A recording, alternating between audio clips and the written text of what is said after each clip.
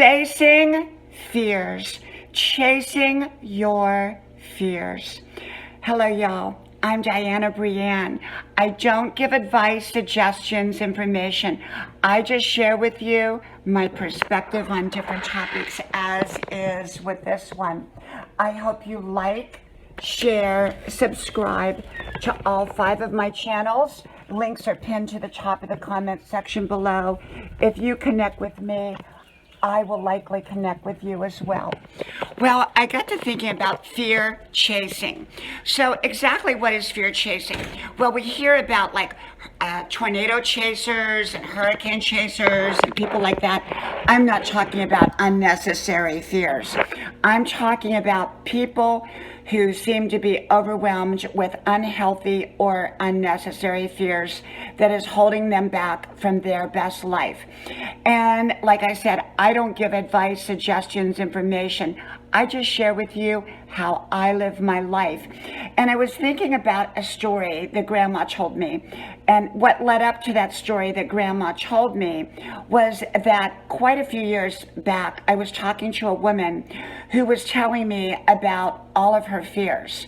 And as we were discussing them, I realized that most of them, if not all, were very irrational fears that were holding her back from her best life.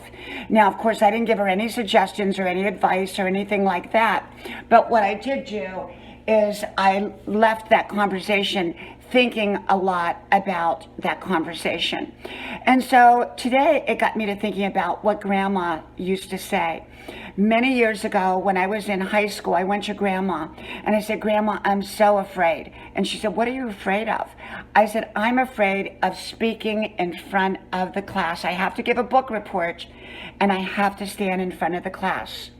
And she turned to me and she said, "You know, you can let your fears chase you, or you can chase your fears away." And I really thought about that. And I said, "Well, Grandma, my legs will probably shake when I get up in front of the class." She said again, "You can let your fears chase you, or you can chase your fears away." And so from that point on, I always kept that in mind. If I had an irrational fear, what I called an irrational fear, I learned to face up to that fear, whether it was speaking in front of people or other kinds of what I consider irrational fears. Now remember, there can be healthy fears. A healthy fear used right, such as a bear charging through at someone when they're out in the woods, that fear is used wisely to get out of the way of that bear. But when that fear continues long after that bear is gone and there's no more bears around, then that can become an unhealthy fear. And so, you know, I consider myself a fear chaser, but I don't chase unnecessary fears. Like often we hear about people doing things just so that they can say that they're fearless. And I'm not like that. I don't face unnecessary fears.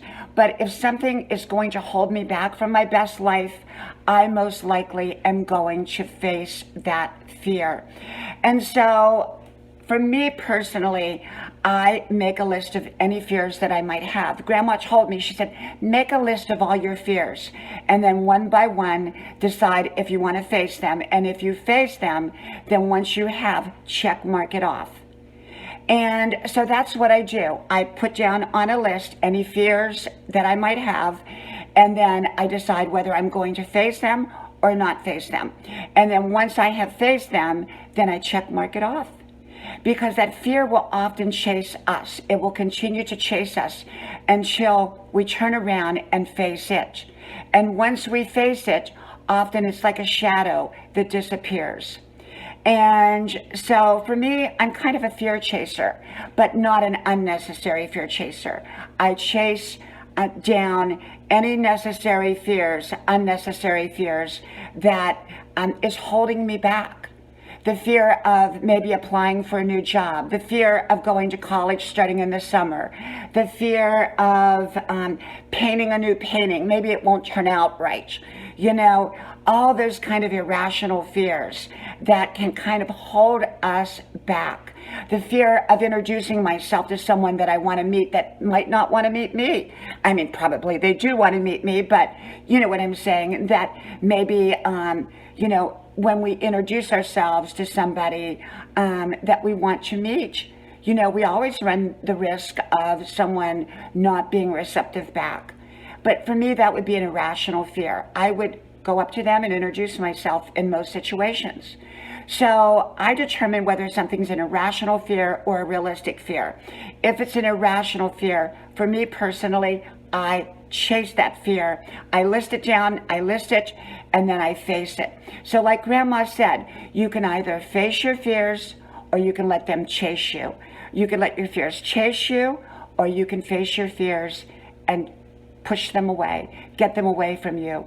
And so that's what I do, okay? From my house to yours, may God bless you.